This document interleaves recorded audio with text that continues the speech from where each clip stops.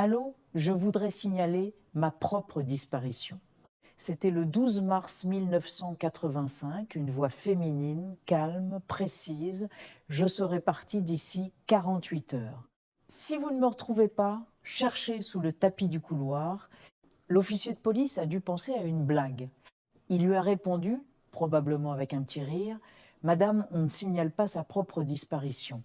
Mais sa réponse a glacé l'ambiance. Si, quand on sait qu'on ne reviendra pas, puis elle a raccroché. Cet appel est devenu le point de départ d'une des énigmes les plus troublantes de ces dernières décennies.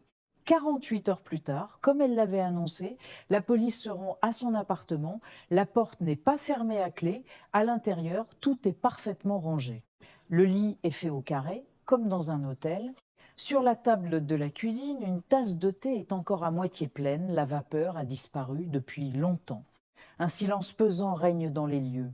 Les officiers se souviennent de l'appel et de cette instruction étrange. Ils se dirigent vers le couloir, soulèvent le tapis, et là, posé sur le parquet froid, ils trouvent un petit carnet en cuir. Une seule page a été utilisée, dessus une seule phrase, écrite d'une main assurée au stylo bleu. Il savait que j'allais appeler. L'enquête commence immédiatement, mais elle ne mène nulle part.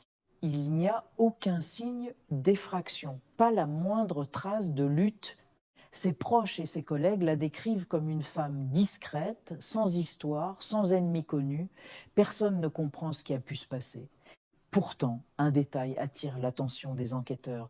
Le témoignage d'un voisin. Il raconte, ces derniers jours, elle n'était plus la même.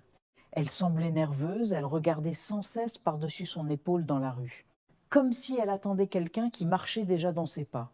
Qui était cette île mentionnée dans le carnet? Qui était cette ombre qu'elle sentait se rapprocher? Les années ont passé. Le corps de cette femme n'a jamais été retrouvé. Personne n'a jamais pu identifier cet homme mystérieux, celui qui savait. L'affaire a été classée, faute de preuves. Mais l'histoire ne s'arrête pas là. Chaque année, le 12 mars, à la date anniversaire de sa disparition, la gendarmerie locale reçoit un appel anonyme. C'est toujours une voix déformée, méconnaissable, qui murmure la même phrase avant de raccrocher « Vérifier sous le tapis ».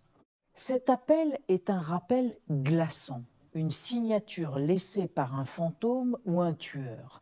Cette affaire nous laisse avec une question terrifiante. Parfois, le plus grand danger n'est pas celui qui te suit dans l'ombre. C'est celui qui sait déjà où tu vas disparaître, celui qui a un coup d'avance et qui transforme ta propre fin en un jeu macabre. Merci d'avoir écouté cette histoire. Si les mystères non résolus vous fascinent, abonnez-vous pour ne pas manquer les prochains épisodes. À bientôt.